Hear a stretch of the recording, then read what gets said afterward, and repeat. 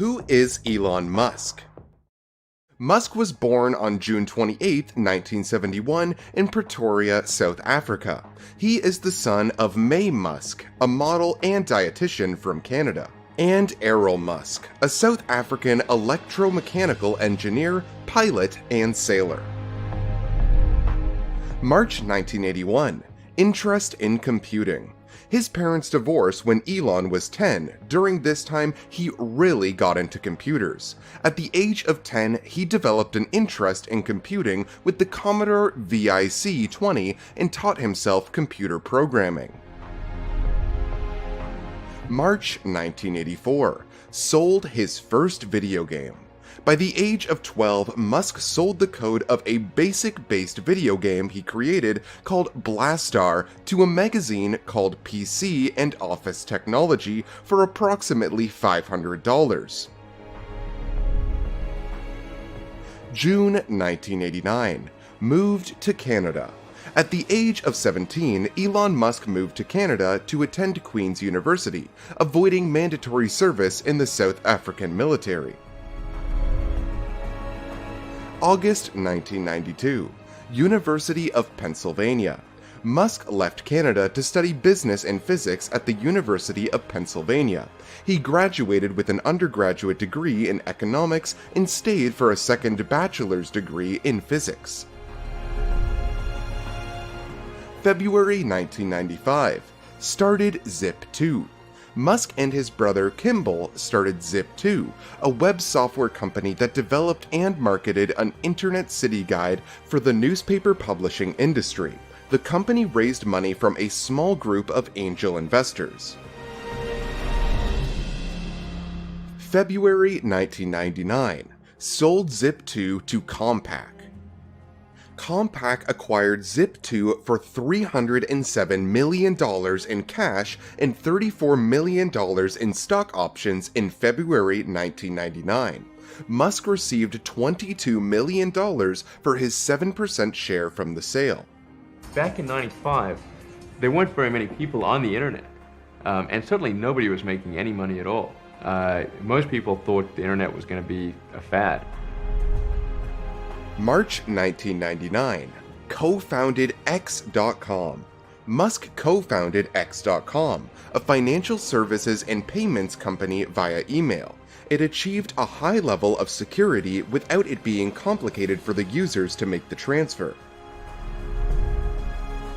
March 2000. X.com to PayPal. X.com merged with Confinity Inc., a software company based in Silicon Valley. Musk was attracted to Confinity because of its easy payment system. The merged company changed its name to PayPal. January 2000. First wife. Musk married Canadian author Justine Wilson after meeting her while attending the University of Queens. They had 6 children together, but their first son, Nevada, passed away in infancy. May 2002. Founded SpaceX. Musk founded Space Exploration Technologies, or SpaceX, with $100 million of his early fortune. SpaceX develops and manufactures space launch vehicles with the goal of eventually building more affordable spacecraft that would make it possible to one day reach and colonize Mars. October 2002. eBay acquired PayPal. PayPal was acquired by eBay for $1.5 billion in stock, of which Musk won $150 million in eBay shares. July 2003. Tesla is founded. Engineers Martin Eberhard and Mark Tarpenning founded Tesla Motors. Elon Musk came into the project in 2004, leading an investment round in the startup with a personal contribution of $70 million. Musk participated in designing their first electric car, which was a Tesla Roadster sports car based on the British Lotus Elise. Really liking what you do, whatever area that you get into, given that even if you're the best, there's always a chance of failure. So I think it's important that you really like whatever you're doing. If you don't like it, Life is too short. If you like what you're doing, you think about it even when you're not working. I mean, it's something that your mind is drawn to. And if you don't like it, you just really can't make it work. July 2006. Co-founded Solar City. Musk provided the initial concept and financial capital for Solar City, co-founded by his cousins Lyndon and Peter Reeve. Solar City develops and sells solar panels and solar roof tiles.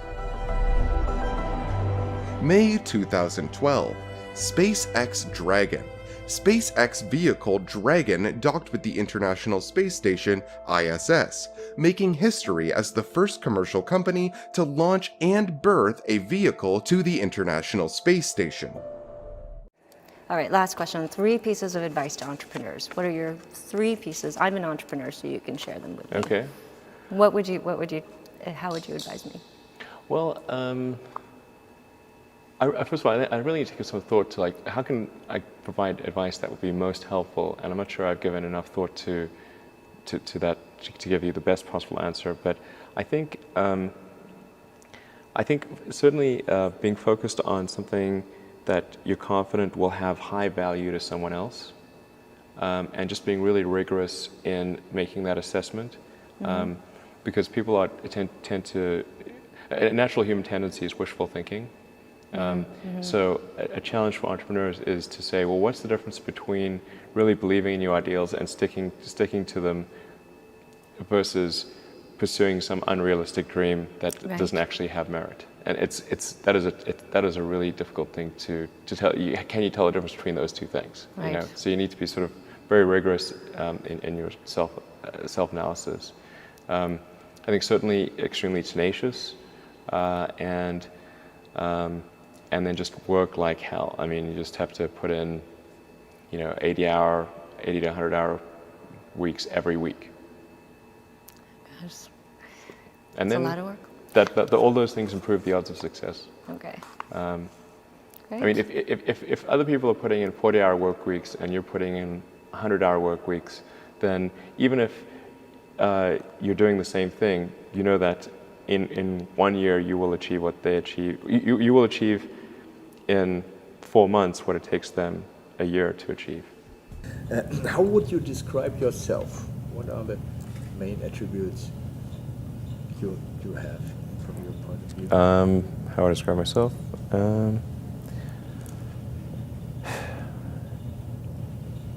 Well, I mean, I seem to have a high innate drive, and that's been true even since I was a little kid. I really had a very strong drive.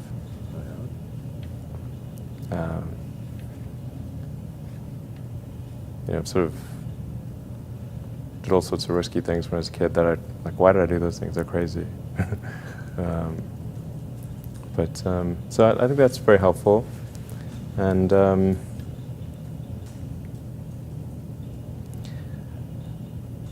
I care a lot about the truth of things and trying to understand the truth of things. I think that's important.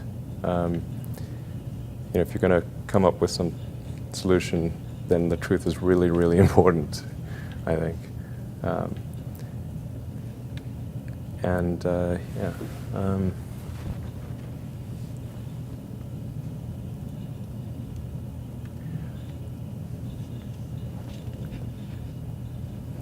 I try to think of. I mean, it's difficult to obviously come up with things that are praise for oneself, or there's bad and good here, but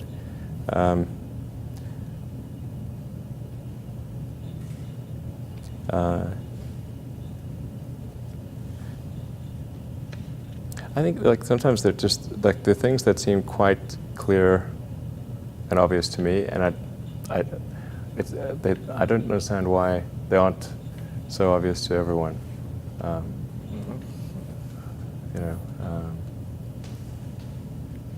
So would you describe yourself as fearless? I mean, are there areas when you seek people for advice, and who would you ask for? I wouldn't say I'm fearless. In fact, I think I feel fear quite strongly. But if what we're doing is if what what I'm doing is I think is important enough, then I just override the fear. So, but it's not as though I feel it like more strongly than I would like. And in which areas would you never go full risk if you still are fearful? Well, it really depends on the stakes. If the stakes are high, if it's really important, then I will overcome the fear and just do it anyway. But essentially, I mean, I just drive overrides fear, but I feel the fear. It's kind of annoying. I wish I didn't. Okay. I wish I felt it less. So,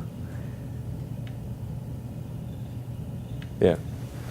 All these introspective questions are interesting. I don't get asked these very often. And then, like, I'm trying to think, like, what is like an accurate reply? And some of these, it's like it's hard to evaluate yourself on these things. Which company you founded was the most risky at the start? Well, probably SpaceX. I thought it had the lowest chance of success. I mean, I thought both Tesla and SpaceX would fail at the beginning. You saw it? Yeah, sure. Really? Of course. But nevertheless, you put all your money in that, in both. I expected to lose it. Well, technically, what I thought was, well, I'll take half the money from PayPal, and if I lose half of it, that's okay. But then, of course, the companies encounter difficulties, and then I have a choice of either let the company die or put all the money into the companies. And so I really didn't want the companies to die, so I put all the money in the companies. Yeah. And then I had to borrow money from friends to pay living expenses. Yes. And what went through your mind at the end of 2008 when the first and the last rocket started? What were your thoughts at that time? It was a terrible time. Yeah. Yeah, everything was going wrong at once. 3 rocket failures in a row in the beginning, and Tesla financing round was falling apart or fell apart. The Solar City was having difficulties, getting divorced. Yeah. It was really terrible. Yeah. So I was very sad. But then everything was perfect when Well, it took a rocket while. was in space. Yeah, at the end of 2008, the 4th launch worked. Yes. Which is that was all the money we had, but nothing more. In fact, originally I budgeted. I thought, okay, we can do 3, survive 3 failures. So we just barely scraped together enough to do a 4th launch. And then at the end of 2008, we got a big NASA contract, literally on December 23rd, I think it was. Okay. Yeah. So it went from like really terrible to, I remember that Sunday before Christmas in 2008 thinking like that, this is the closest I've ever come to a nervous breakdown. Like I never thought I would ever be someone who could have a nervous breakdown. And I didn't, but it was like, I could see it. Like I was within sight of it. It was like, this sucks. This is terrible. And then the next morning, NASA called and said that we'd won this $1.5 billion. The next morning. Yeah, the next morning. Like, literally, I was at home, and I thought they'd all gone home for the holidays. I didn't think that. I would have said there was no chance of a call a few days before Christmas. I thought people would be on vacation and that kind of thing. So, 1.5 billion. Yeah. So what went through your mind when they called you? What do you feel? That was awesome. I was like, I actually said to the NASA guys that I love you. I don't think they've gotten that response before. So that was, the Monday morning, and then I think it was the Tuesday night or the Wednesday night was when we closed the financing round for Tesla, and that was like 6 p.m. on Christmas Eve. It was the last hour of the last day when it was possible, and we would have gone bankrupt a few days after Christmas if that round had not closed. Yeah, you've flew for the NASA and for other. Yeah, we've launched satellites for commercial Yeah. operators. So SES in Europe and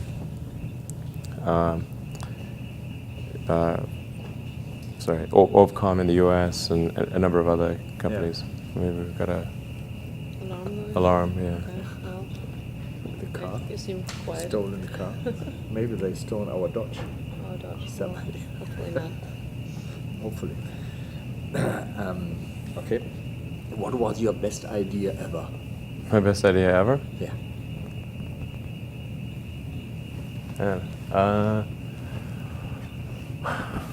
This is tricky. I suppose coming to North America was my best idea.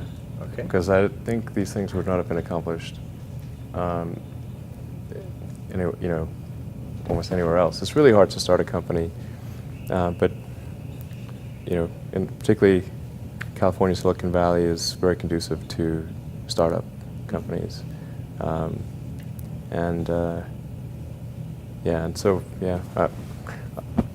whenever I'd read books in South Africa, it would seem like the cutting edge of technology was in Silicon Valley, and so that's when I wanted to come and I wanted to move to this mythical place.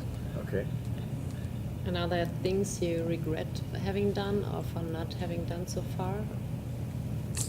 Well, there's lots of things that when life is short, and there's lots of things that could be done that one can't necessarily do. And these really are introspective questions. I think, overall, I think I'm pretty happy with where things are. It's hard not to be, honestly. Yeah. I'd be, things are in a good place right now, and I'd like to, looking ahead, I'd like to see humanity go beyond Earth and have people on Mars. That would be really great. And to see widespread adoption of electric vehicles and renewable energy. These are great things. And I think those would be really, really cool. So one of the, I think, most common questions I hear ambitious young people ask is, I want to be the next Elon Musk. How do I do that? Obviously, the next Elon Musk will work on very different things than you did. But what have you done, or what did you do when you were younger that you think sort of set you up to have a big impact?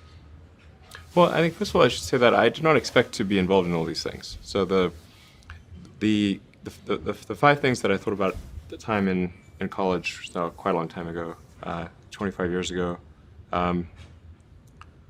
making life multiplanetary, accelerating the transition to sustainable energy, the internet, broadly speaking, and then genetics and AI. I think I didn't expect to be involved in all of those things. I actually, at the time in college, I sort of thought helping with electrification of cars was how I would start out, and that's actually what I worked on as an intern, was advanced ultracapacitors to see if they would be a breakthrough relative to batteries for energy storage in cars.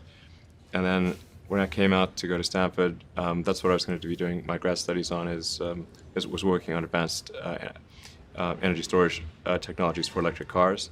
And then I put that on hold to start an internet company in '95, because there does seem to be like a time for particular technologies when they're at a steep point in the inflection curve, and I didn't want to do a PhD at Stanford and watch it all happen, and I wasn't entirely certain that the technology I'd be working on would actually succeed. Like you can get a doctorate on many things that ultimately do not have a practical bearing on the world.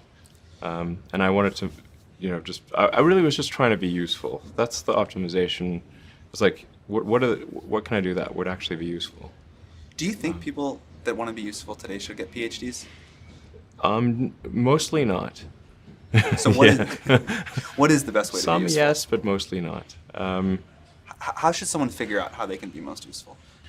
Whatever this thing is that you're trying to create, what would be the utility delta compared to the current state of the art times how many people it would affect? So that's why I think having something that makes a big difference but affects a sort of small to moderate number of people is great. As is something that makes even a small difference but affects a vast number of people, like the area under the area curve. under the curve. Yeah, exactly. The area under the curve would actually be roughly similar for those two things. So it's actually really about just trying to be useful and matter. And then when you're trying to estimate probability of success, so you say this thing will be really useful, good area under the curve. I guess to use the example of SpaceX. Mm-hmm. When you made the go decision that you were actually going to do that, this was kind of a very crazy thing at the time. Very crazy, very for sure. Crazy. Yeah, people are not shy about saying that. But I kind of agree. I agreed with them that it was quite crazy. Crazy if the objective was to achieve the best risk-adjusted return, starting a rocket company is insane. But that was not my objective. I'd simply come to the conclusion that if something didn't happen to improve rocket technology, we would be stuck on Earth forever. And the big aerospace companies had just had no interest in radical innovation. All they wanted to do was try to make their old technology slightly better every year, and in fact, sometimes it would actually get worse. And particularly in rockets, it's pretty bad. Like in '69, we were able to go to the moon with the Saturn V, and then the space shuttle could only take people to low Earth orbit, and then the space shuttle retired. I mean, that trend is basically trends to zero. People sometimes think technology just automatically gets better every year, but it actually doesn't. It only gets better if smart people work like crazy to make it better. That's how any technology actually gets better. And by itself, technology, if people don't work on it, actually will decline. I mean, you can look at the history of civilizations, many civilizations, and look at, say, ancient Egypt, where they were able to build these incredible pyramids, and then they basically forgot how to build pyramids. And then even hieroglyphics, they forgot how to read hieroglyphics. So we look at Rome and how they were able to build these incredible roadways and aqueducts and indoor plumbing, and they forgot how to do all of those things. And there are many such examples in history. So I think should always bear in mind that entropy is not on your side. Yeah. One thing I really like about you is you are unusually fearless and willing to go in the face of other people telling you something is crazy. And I know a lot of pretty crazy people, you still stand out. Where does that come from, or how do you think about making a decision when everyone tells you this is a crazy idea? Or where do you get the internal strength to do that? Well, first of all, I'd say I actually think I feel fear quite strongly. So it's not as though I just have the absence of fear. I feel it quite strongly. But there are just times when something is important enough, you believe in it enough, that you do it in spite of the fear. So speaking of important things, like people shouldn't think people shouldn't think, well, I feel fear about this and therefore I shouldn't do it. It's normal to feel fear. Like there'd have to be something mentally wrong if you didn't feel fear. So you just feel it and let the importance of it drive you to do it anyway. Yeah, actually, something that can be helpful is fatalism, to some degree. If you just accept the probabilities, then that diminishes fear. When starting SpaceX, I thought the odds of success were less than 10%, and I just accepted that actually probably I would just lose everything. But that maybe would make some progress if we could just move the ball forward. Even if we died, maybe some other company could pick up the baton and keep moving it forward, so that would still do some good. Same with Tesla. I thought the odds of a car company succeeding were extremely low.